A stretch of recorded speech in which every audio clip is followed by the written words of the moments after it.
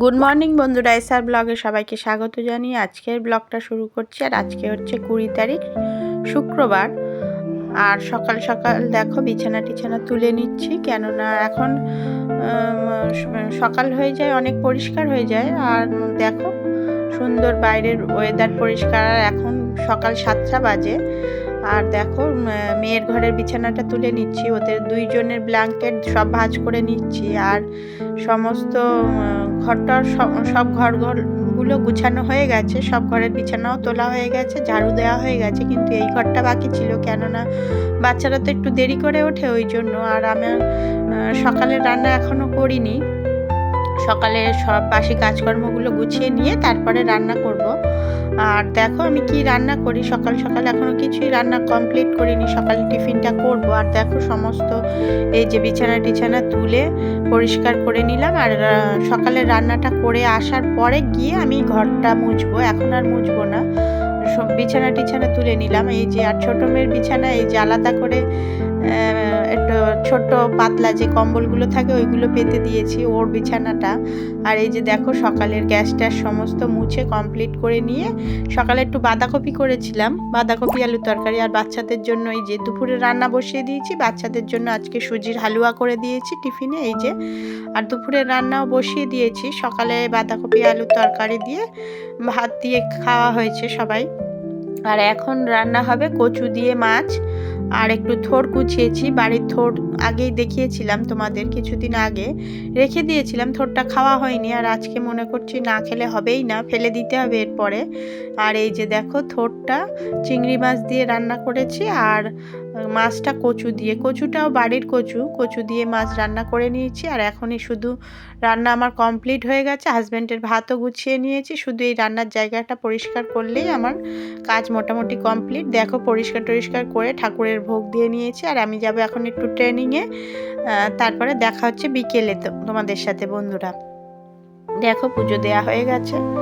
Good evening বন্ধুরা, এখন সন্ধ্যা নয়, এখন রাত হয়ে গেছে। আর এখন রাত 9টা বাজে। আর রাত্রের রান্নাটা করতে এলাম। আজকে রাত্রের ডিনারে সবাই কড়াইশুঁটির কচুরিটা খাবে, ওই জন্য বলেছে সবাই কড়াইশুঁটির কচুরি খাবে। আর কড়াইশুঁটি এই সিজনে সবাই পছন্দও করে, বাচ্চারা তরকারি করলে অতটাও পছন্দ করে না, কিন্তু এই কচুরিটা করলে বাচ্চারা সবাই খেয়ে নেয় ভালো করে।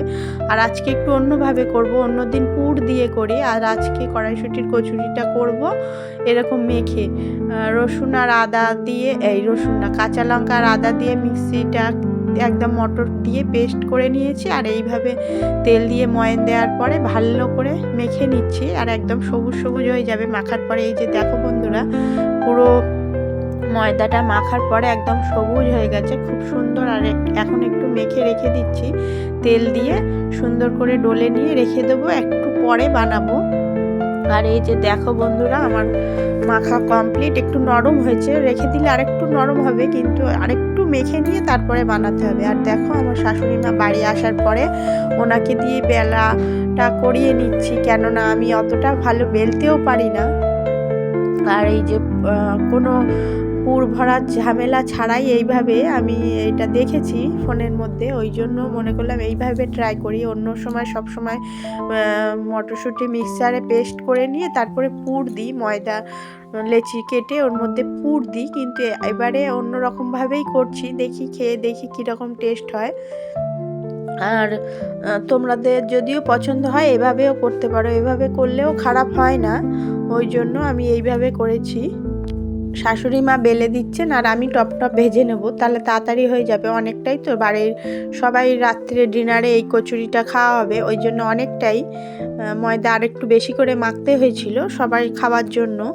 এই যে দেখো বন্ধুরা সমস্ত বেলা আমার কমপ্লিট হয়ে গেছে, শাশুড়ি মা বেলে দিয়েছেন উনি, আর আমি ঝপঝপ করে ভেজে নিচ্ছি। আর রাত্রে খাওয়ার জন্য একটু আলুর দম করেছি, আলুর দম দিয়ে এটা না খেলে ভালোই লাগবে না, শুধু খেলে কি আর অতটা ভালো লাগবে, ওই জন্য আলুর দম আর এই কড়াইশুঁটির কচুরি আজকে রাত্রের ডিনার হবে।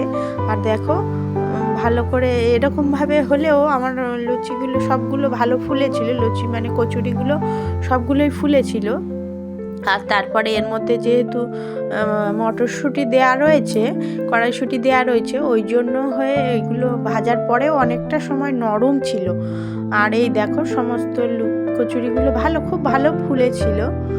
আবারও দিয়ে দিয়েছি, সব এবারে ভাজা কমপ্লিট হয়ে গেছে। আর ওই পারে বসিয়েছি আলুর দমটা হয়ে গেলেই সবাই মিলে এখন খেতে বসে যাব। আর এখন ঘড়িতে বাজে 10টা, হ্যাঁ 10টা বেজে গেছে। আর আমার আলুর দমটাও কমপ্লিট হয়ে গেছে, এখন সবাইকে খেতে দিয়ে দেব।